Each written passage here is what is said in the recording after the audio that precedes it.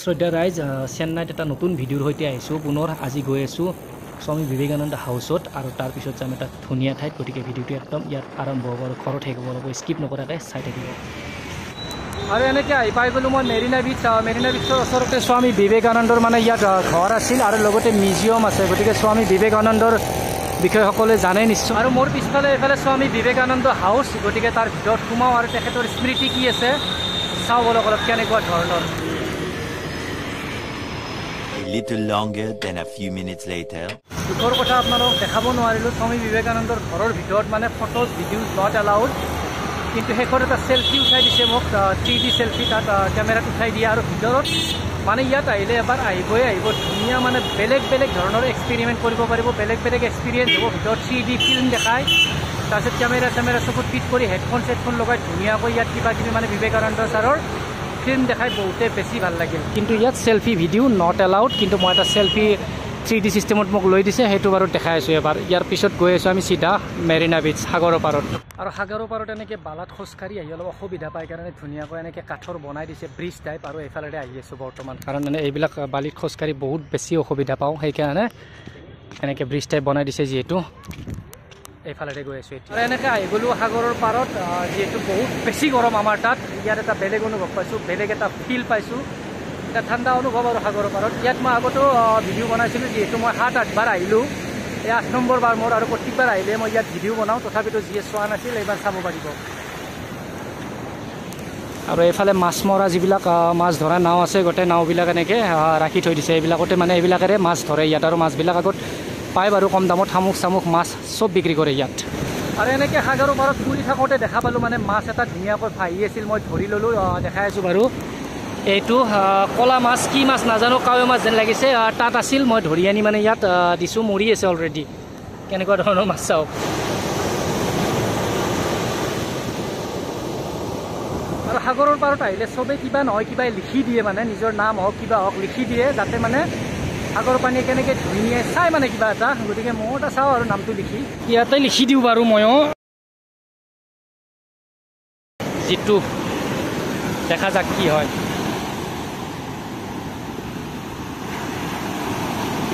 গ'ল আধা আৰু মই আহিলোঁ পিছফালৰ পৰা মানে গান্ধী বিচত মই নামিছিলোঁ যিহেতু মই হেৰিত গৈছিলোঁ মানে স্বামী বিবেকানন্দৰ ঘৰত গতিকে গান্ধী বিচৰ পৰা মই আহি আছোঁ খোজকাঢ়ি এইফালে মানুহ অলপ কম কিন্তু মেৰিনা বিচত মানুহ বহুত বেছি আৰু প্ৰায় আধা ঘণ্টা লাগে খোজকাঢ়ি যাওঁতে সেইফালে এখন মেৰিনা বিচ গান্ধী বিচৰ পৰা 1 ঘণ্টা লাগিছে খোজকাঢ়ি আহোঁতে একে সাগৰৰ পাৰ কিন্তু মেৰিনা বিচ বহুত বেছি দীঘল গান্ধী বিচৰ পৰা খোজকাঢ়ি আহোঁতে 1 ঘণ্টা গুচি গ'ল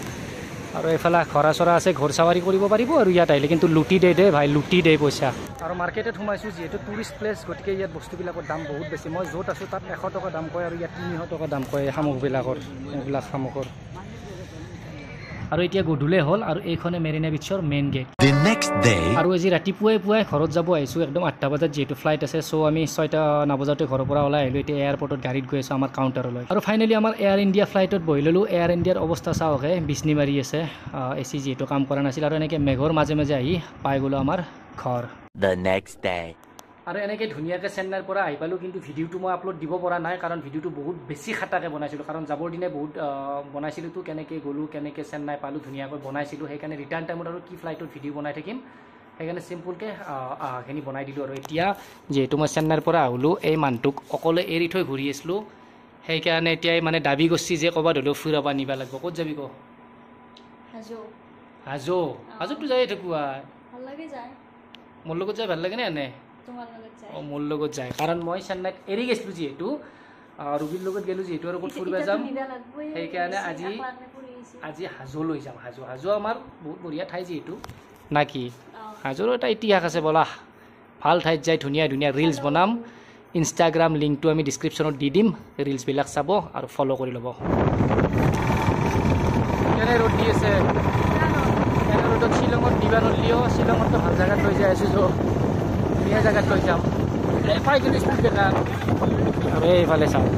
কেনে শ্বিলং ফিল হৈছে না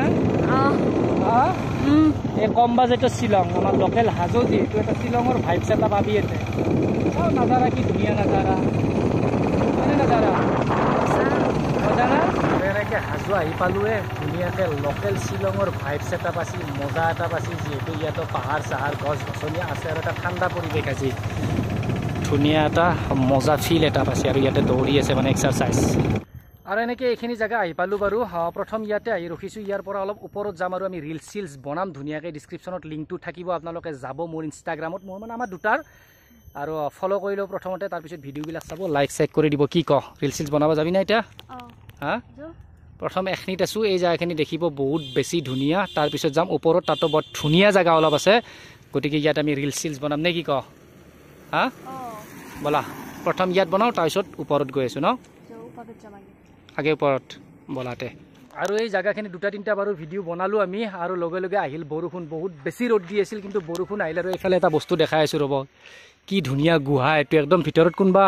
মানে হয়তো বহিছিল নহ'লে শুইছিল তেনেকুৱাকৈ মানে গছৰ পাত চাত ধুনীয়াকৈ থৈ দিছে এতিয়া বাৰু নুঠো জেগা বহুত ওখ কাৰণে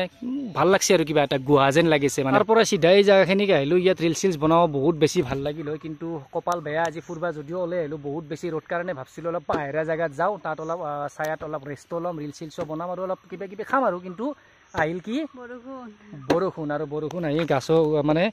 গাড়ী চাড়ী অলপ ভিজিলে কিন্তু মানুহ ভিজা নাই জোৰে বৰষুণ নেদাওঁতে এতিয়া ঘৰৰ ফালে যাব লাগিল কিনকিনীয়া বৰষুণ ন বৰষুণ দিলে ভাল নালাগে সিমান মানে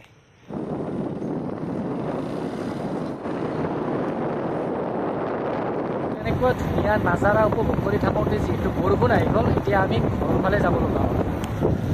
আৰু এইটো ভিডিঅ' ইমানতে এৰিলোঁ যদি ভিডিঅ'টো চাই ভাল পালে তেনেহ'লে লাইক এটা কৰি দিব আৰু যদি চেনেলটোত নতুনকৈ আহিছে তেন্তে প্লিজ চেনেলটো ছাবস্ক্ৰাইব কৰি ল'ব লগ পাই আছোঁ এটা নতুন ব্লগৰ সৈতে